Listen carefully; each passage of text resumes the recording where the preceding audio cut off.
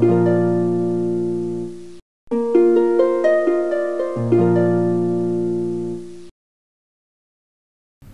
dear students, good morning to everyone.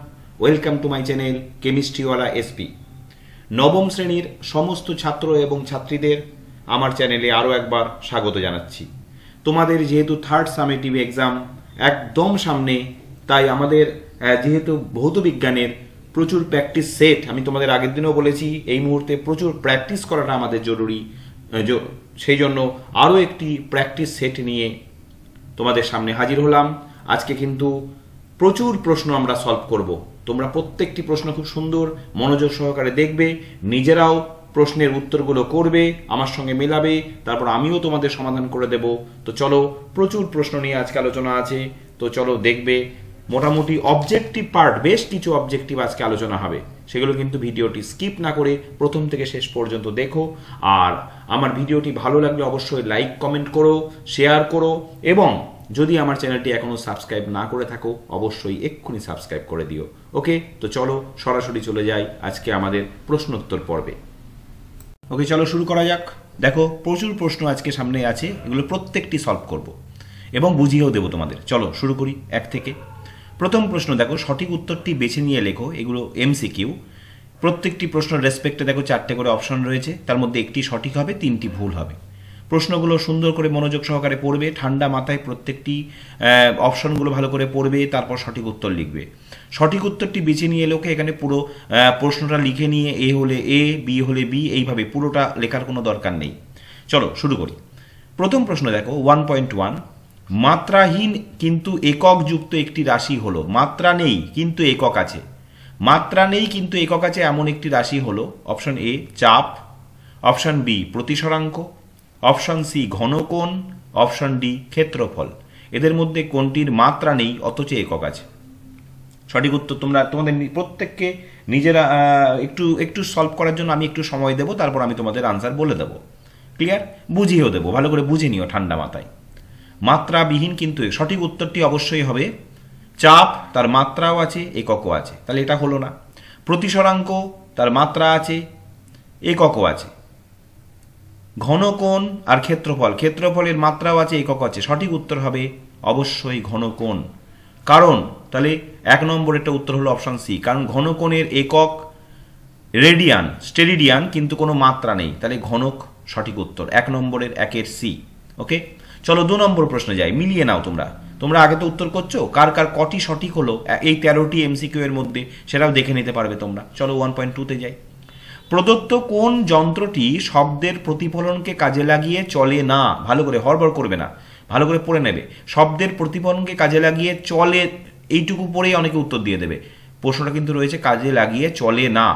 দেখো 1.2 ভালো করে পড়ো। Option A radar, option B sonar, option C spectrometer, option D stethoscope. শব্দের প্রতিফলনকে কাজে লাগিয়ে চলে না। তাহলে প্রশ্নটা কি? 3টে এমন যন্ত্র আছে যেগুলো শব্দের প্রতিফলনকে কাজে লাগিয়ে চলে, তাহলে চলে না হবে একটা। তাহলে আগে শব্দের প্রতিফলনকে কাজে লাগিয়ে চলে এমনগুলো আলাদা করে নাও। দেখো সঠিক উত্তর বলে দিই। আচ্ছা, সঠিক উত্তর বলার আগে চলে এগুলো বলে দিই। দেখো, সোনার শব্দের প্রতিফলনকে কাজে লাগিয়ে চলে, তাহলে এটা উত্তর হবে না। স্পেকট্রোমিটার শব্দের প্রতিফলনকে কাজে লাগিয়ে চলে, এটাও হবে না। এবার এ আর ডি থাকলো। স্টেথোস্কোপ অবশ্যই শব্দের প্রতিফলনকে কাজে লাগিয়ে চলে, এটাও হলো না। সঠিক উত্তর হবে রাডার। প্রশ্নটা কিন্তু একটু ট্রিকি কোয়েশ্চেন ছিল। অনেকেই স্পেকট্রোমিটার রাডারের মধ্যে কনফিউশন থাকবে। স্পেকট্রোমিটারে কিন্তু শব্দের প্রতিফলনকে কাজে লাগিয়ে চালানো হয়, কিন্তু রাডারে শব্দের প্রতিফলন না, অন্য প্রযুক্তি ব্যবহার করা হয়। নাও কোয়েশ্চেন, তাহলে 2-এর উত্তর হলো এ। 1.3, জলের ওপর দিয়ে পিঁপড়ে হেঁটে বেড়ায় তরলের যে ধর্মের জন্য। দেখবে অনেক সময় জলের উপর দিয়ে পিঁপড়ে অনায়াসে হেঁটে চলে যাচ্ছে, এটা তরলের একটা বিশেষ ধর্মের জন্য এটা সম্ভব হয়। অপশন এ পৃষ্ঠটান, অপশন বি সান্দ্রতা, অপশন সি ব্যতিক্রান্ত প্রসারণ, অপশন ডি প্লবতা। তরলের এখানে 4টে ধর্ম দেওয়া আছে, কোনটা সঠিক উত্তর হবে? 1.3 নিজেরা, অনেক স্টুডেন্টস আছে 1-2 সেকেন্ড লাগবে এটা করতে, অনেকেরই হয়তো তোমরা অনেকেই পেরে গেছো অলরেডি। সঠিক উত্তরটা বলে দিই, অবশ্যই হবে এ পৃষ্ঠটান। পৃষ্ঠটান, জলের উপর দিয়ে পিঁপড়ে হেঁটে বেড়ায় তরলের যে ধর্মের জন্য পৃষ্ঠটান। নাও কোয়েশ্চেন নাম্বার 1.4, গৃহীত ও বর্জিত তাপ নির্ভর করে না অপশন এ বস্তুর ঘনত্ব, অপশন বি বস্তুর ভর, অপশন সি বস্তুর আপেক্ষিক তাপ, অপশন ডি বস্তুর উষ্ণতার উপর। তাহলে গৃহীত ও বর্জিত তাপ নির্ভর করে না কোনটার উপর? তাহলে নিশ্চয়ই দেখো বিষয়গুলোকে একটু সহজ করে নাও। তিনটে এমন বিষয় হয়েছে যাদের উপর নির্ভর করে, সেই তিনটেকে আলাদা করো, তাহলেই হয়ে যাবে। বস্তুর ঘনত্ব, বস্তুর ভর, তাহলে গৃহীত বা বর্জিত তাপ নির্ভর করে কাদের উপর? বস্তুর ভরের উপর নির্ভর করে কি? তোমাদের কি হয়ে গেছে? এতক্ষণ নিশ্চয় হয়ে যাওয়ার কথা। চলো আমি বলে দিই, বস্তুর ভর, আচ্ছা আমি একটা ফর্মুলা লিখছি এখানে, H সমান সমান mst। H মানে গৃহীত বা বর্জিত তাপ। আচ্ছা m বস্তুর ভর, তাহলে এটা উত্তর হবে না, এর উপর নির্ভর করে। S আপেক্ষিক তাপ, তাহলে এর উপরেও নির্ভর করে, তাহলে এটা উত্তর হবে না।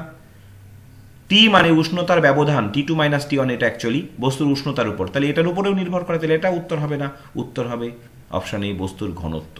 তাহলে 1.4 এর উত্তর হলো এ। বোঝা গেল ব্যাপারটা? এইভাবে করতে হয়। H সমান mst, এটা একটা ফর্মুলা আছে এখানে, এটা দিয়ে তোমাদের অঙ্কও আসে। আমি তোমাদের 10টা গুরুত্বপূর্ণ অঙ্ক দিয়েছি, সেখানে কিন্তু H সমান mst দিয়ে একটা অঙ্ক দিয়েছি, এটা মনে রেখো। কোনো বস্তু দ্বারা গৃহীত বা বর্জিত তাপ নির্ভর করে তিনটি বিষয়ের উপর। চলো 1.5 এ যাই। উচ্চতা বৃদ্ধির সঙ্গে অভিকর্ষীয় স্থিতিশক্তির কিরূপ পরিবর্তন ঘটবে? অপশন এ বৃদ্ধি পাবে, অপশন বি হ্রাস পাবে, অপশন সি একই থাকবে, অপশন ডি বৃদ্ধি ও হ্রাস উভয়ই ঘটবে। উচ্চতা বৃদ্ধির সঙ্গে অভিকর্ষীয় স্থিতিশক্তির কিরূপ পরিবর্তন ঘটবে?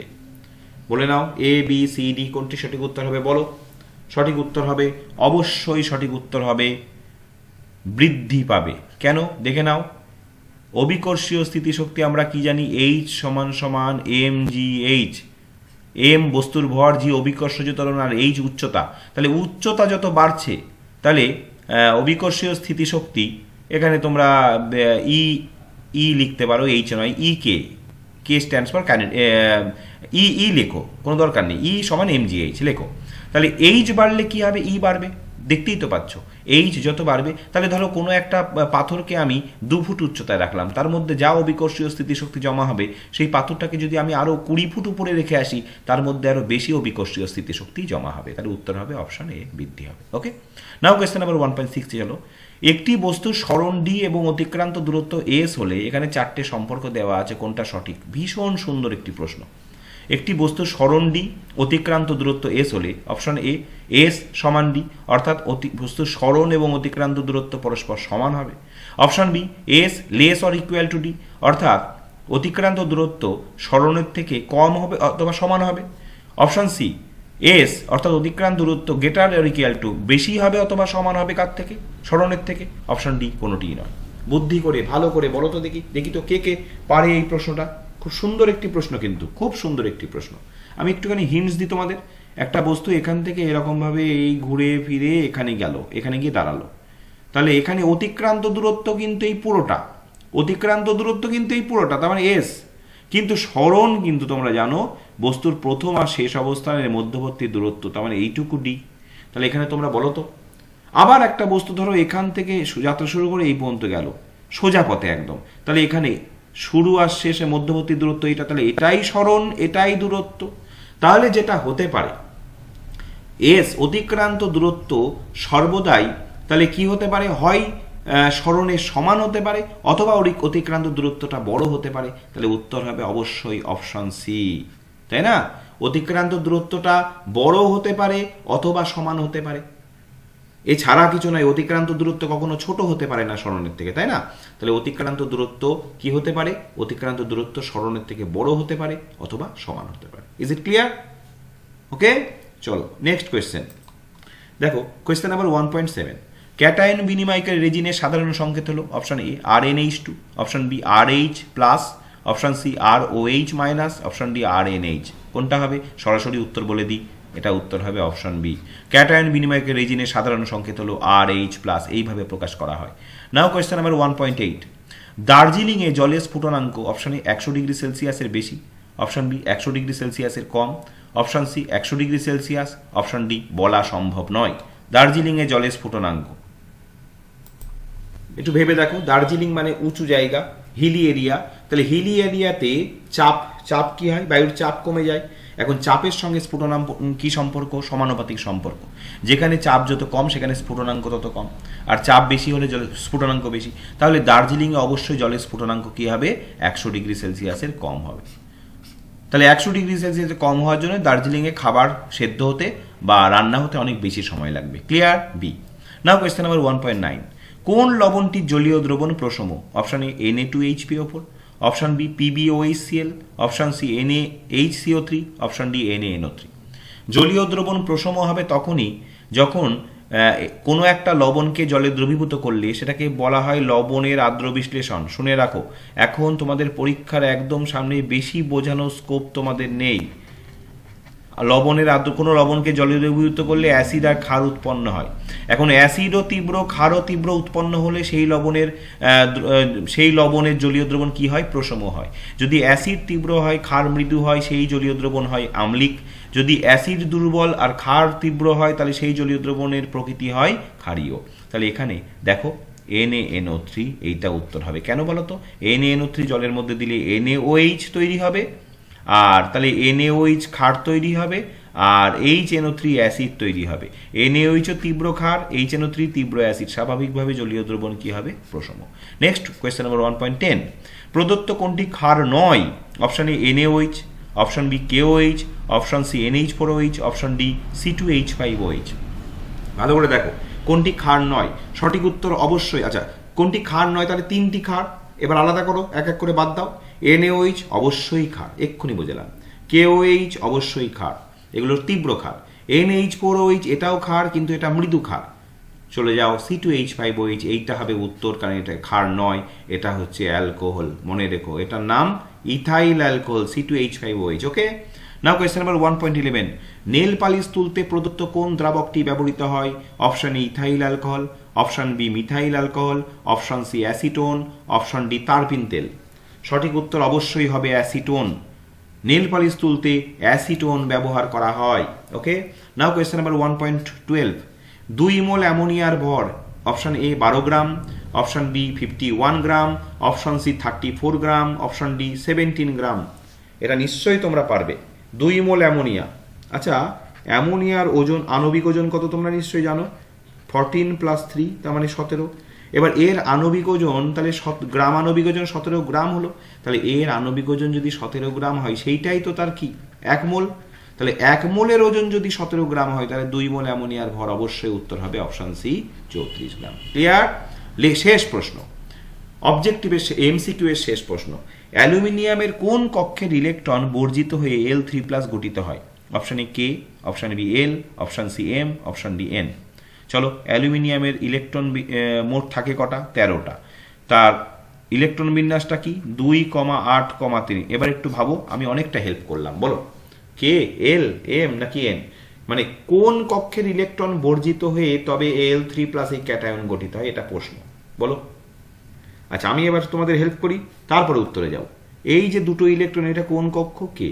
8টা ইলেকট্রন L, 3টে ইলেকট্রন M, তাহলে নিশ্চয়ই এই 3টে ইলেকট্রন ছাড়া হয়েছে, তবেই L এর মাথায় 3+ মানে কি 3টে ইলেকট্রন বেরিয়ে গেছে, এই 3টে ইলেকট্রন, তাহলে কোন কক্ষপথ হলো? M। তাহলে সঠিক উত্তর হবে অপশন সি। তাহলে বুঝতে পারছো, এই রকম MCQ কিন্তু তোমাদের পরীক্ষায় আসবে। এর থেকে একটু সহজ আসতে পারে, একটু কঠিনও আসতে পারে। আজকের কোয়েশ্চেনগুলো বেশ সুন্দর ছিল। তো চলো এবার আমরা অবজেক্টিভ অতি সংক্ষিপ্ত উত্তর দাও সেইগুলো সলভ করব। দেখো প্রথম প্রশ্ন 2.1, আয়তনের একক কি মৌলিক না লব্ধ একক? অবশ্যই আয়তনের একক লব্ধ একক। কেন আয়তনের একক লব্ধ একক কেন? দেখো আয়তনের একক লব্ধ একক কাকে বলে? যে মৌলিক এককের সাহায্য নিয়ে যে একক গঠিত হয় তাকে লব্ধ একক বলে। এখন যেহেতু আয়তনের একক দৈর্ঘ্য ইন্টু প্রস্থ ইন্টু উচ্চতা, 3টে মৌলিক এককের সাহায্য নেওয়া হয়েছে, দৈর্ঘ্য দৈর্ঘ্য দৈর্ঘ্য 3বার সাহায্য নেওয়া হয়েছে, তাহলে আয়তনের একক অবশ্যই লব্ধ একক। ওকে, নাও কোয়েশ্চেন নাম্বার 2.2, পৃথিবী থেকে নক্ষত্রের দূরত্ব কোন এককে মাপা হয়? এটা অবশ্যই উত্তর হবে অ্যাস্ট্রোনমিক্যাল একক। অ্যাস্ট্রো লিখে নিও খাতায়, অ্যাস্ট্রোনমিক্যাল এককে মাপা হয়। নেক্সট, অথবা 4 ডিগ্রি সেলসিয়াস উষ্ণতায় 1 গ্রাম জলের আয়তন সবচেয়ে বেশি, সত্য না মিথ্যা? আচ্ছা আমরা কি জানি? আমরা জানি 4 ডিগ্রি সেলসিয়াস উষ্ণতায় আমরা কি জানি? জলের ঘনত্ব সর্বোচ্চ। এখন ঘনত্ব মানে কি? ঘনত্ব মানে ভর বাই কি বলো? আয়তন। এখন ঘনত্ব যত বেশি হবে আয়তন তত কি হবে, কম হবে।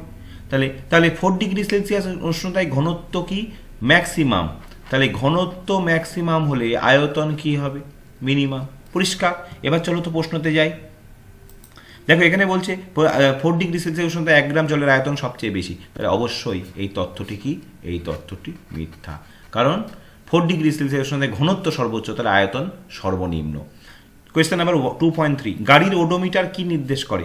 গাড়ির ওডোমিটার গাড়ি দ্বারা অতিক্রান্ত দূরত্ব নির্দেশ করে। মনে রেখো, অতিক্রান্ত বলো দূরত্ব। দেখবে বাইকে ওডোমিটার লাগানো থাকে, কতটা দূরত্ব গেল সেটা ওডোমিটার নির্দেশ করে, যে গাড়িটা এত কিলোমিটার রান করলো, ওডোমিটার।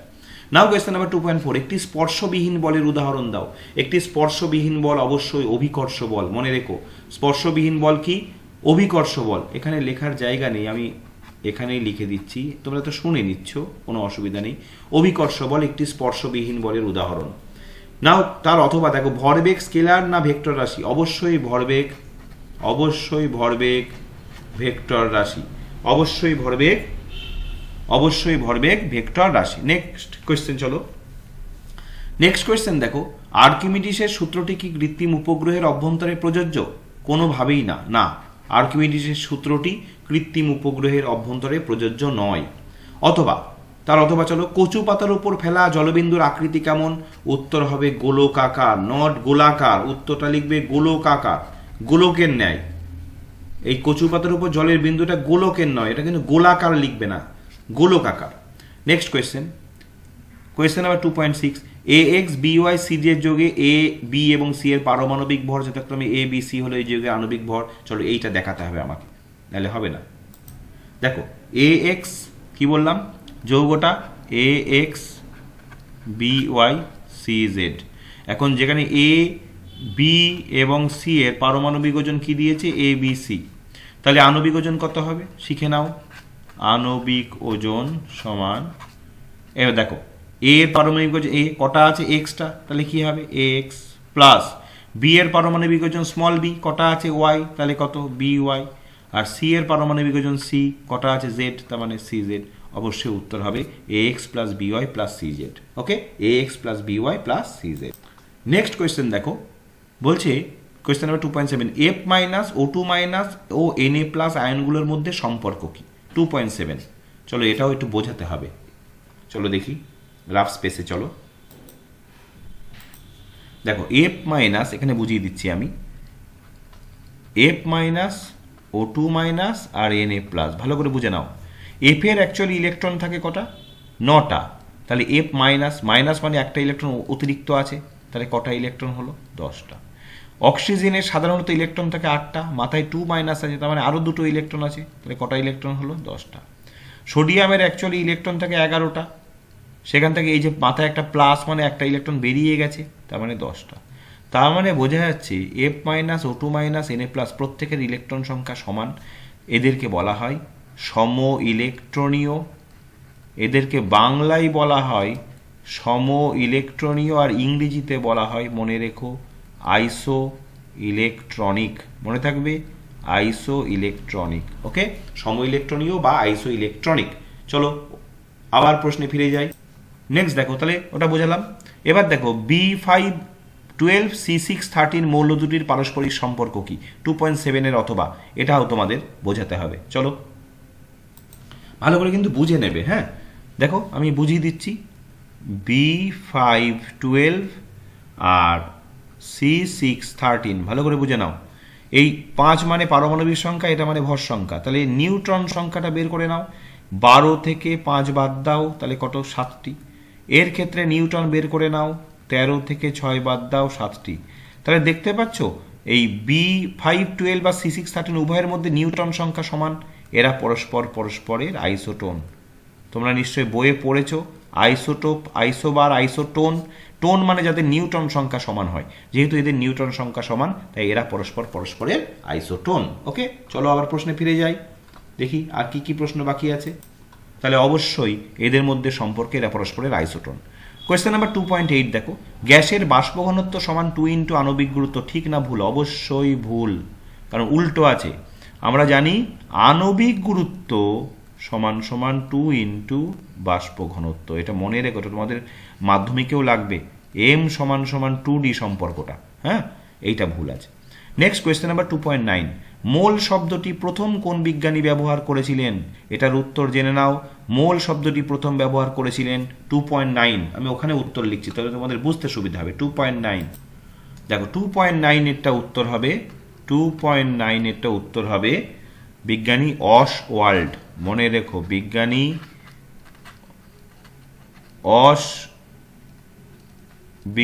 অসওয়াল্ড সর্বপ্রথম মোল শব্দটি ব্যবহার করেছিলেন 1896 সালে, সম্ভবত 1896 খ্রিস্টাব্দে। এটা কিন্তু খুব গুরুত্বপূর্ণ।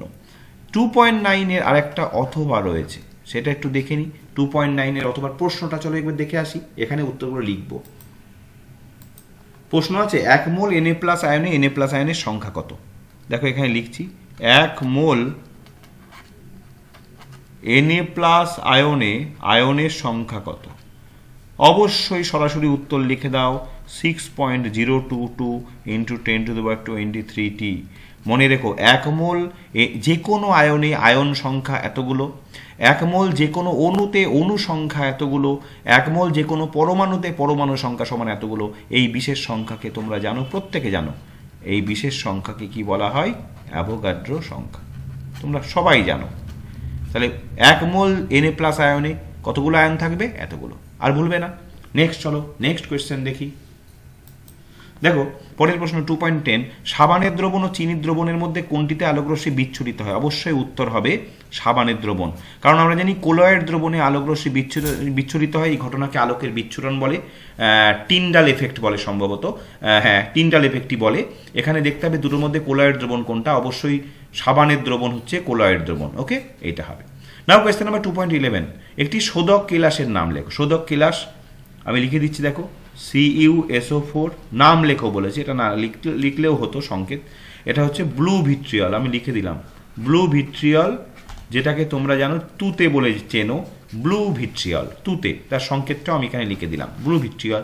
এছাড়া গ্রিন ভিট্রিয়ল আছে, হোয়াইট ভিট্রিয়ল আছে, অনেক কিছু আছে। চলো কোয়েশ্চেন নাম্বার 2.12, দৈনন্দিন জীবনে ব্যবহৃত হয় এমন দুটি ক্ষারের নাম লেখো। দুটো ক্ষার লিখে দিচ্ছি, এই যে একটা হচ্ছে NaOH আর একটা হচ্ছে CaO, caustic potash, caustic sodium, caustic potash. ঠিক আছে, কস্টিক পটাশ। তাহলে দৈনন্দিন জীবনে ব্যবহৃত এমন দুটি ক্ষারের নাম লিখে দিলাম। নাও কোয়েশ্চেন নাম্বার 2.13, মিল্ক অফ ম্যাগনেসিয়ার পার্শ্ব প্রতিক্রিয়া। দেখো এখানে আমি লিখে দিলাম মিল্ক অফ ম্যাগনেসিয়ার পার্শ্ব প্রতিক্রিয়া। মিল্ক অফ ম্যাগনেসিয়ার পার্শ্ব প্রতিক্রিয়া দুটো হয়, একটা হচ্ছে উদরাময়, এটা হতে পারে, আর একটা পেটের অসুখ হয়। মিল্ক অফ ম্যাগনেসিয়া খেলে পেটের অসুখ হতে পারে, অর্থাৎ পেট খারাপ হতে পারে, মানে গ্যাসের সমস্যাটা দূর হতে পারে, কিন্তু পেটের প্রবলেমটা বেড়ে যেতে পারে। এই দুটো।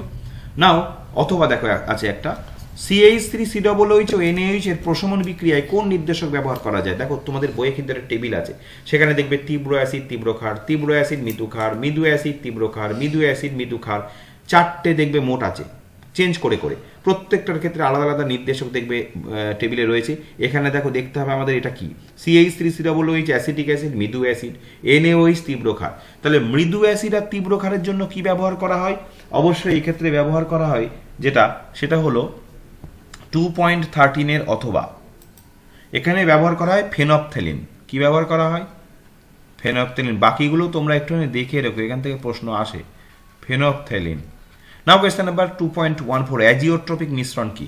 অ্যাজিওট্রপিক মিশ্রণ হচ্ছে 95.6% ইথানল আর 4.4% জলের মিশ্রণকে বলে অ্যাজিওট্রপিক মিশ্রণ। কারণ এখান থেকে ইথানল আর জলের মধ্যে বন্ধন এত দৃঢ় হয়, ওখান থেকে সহজেই জলটাকে দূর করা যায় না।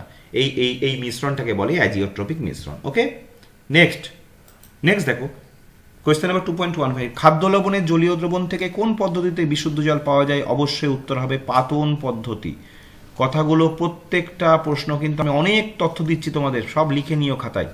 পাতন পদ্ধতি। নাও কোয়েশ্চেন নাম্বার 2.16, পানীয় জলে ক্লোরাইডের সর্বোচ্চ অনুমোদনযোগ্য সীমা উল্লেখ করো।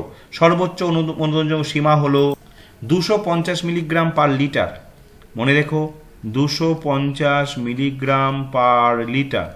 দন্তক্ষয় রোধ করে কোন আয়ন? এটা অথবাই রয়েছে, মনে রেখে অবশ্যই উত্তর হবে ফ্লোরাইড আয়ন। দাঁতের ডাক্তারদের কাছে গেলে তারা এক ধরনের বিশেষ টুথপেস্ট দেন, সেখানে ফ্লোরাইড আয়ন থাকে, ফ্লোরাইড আয়ন সমৃদ্ধ সেই টুথপেস্ট। তাহলে দন্তক্ষয় রোধ করে কোন ion? Fluoride ion. Now question number 2.17, বিওডির পুরো কথা কি? বিওডির পুরো কথা এখানে লিখে দিচ্ছি আমি, চলো ওখানে লিখে দিই, ফ্রি স্পেসে লিখে দিই 2.17 বিওডির পুরো কথা। 2.17 এটাকে বলে বায়োলজিক্যাল অক্সিজেন ডিম্যান্ড। ওকে, বায়োলজিক্যাল অক্সিজেন ডিম্যান্ড।